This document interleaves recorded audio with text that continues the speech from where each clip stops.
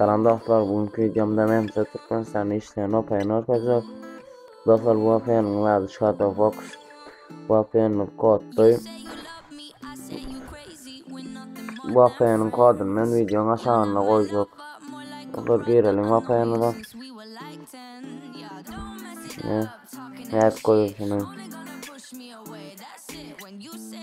Import Travat is offered olmayana. Başlayalım. Görüşmeyi alayım. İşlet görelim. Ne görüşmeyi işledi. Şimdi toyur görelim, açacağım bağırlatırım.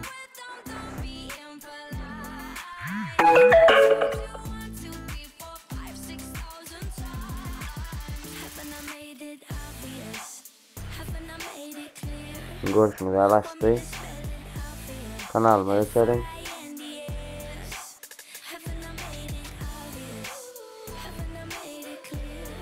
Dostlar, 26 подписчик koydum. Dostlar, kanala like ve подписаться etmeni yazsın. Instagram'a yer görelim.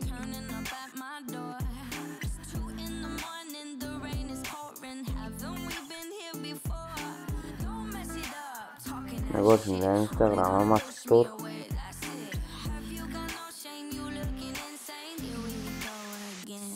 Ne? Şimdi videomu beğenmeyi sağ olun.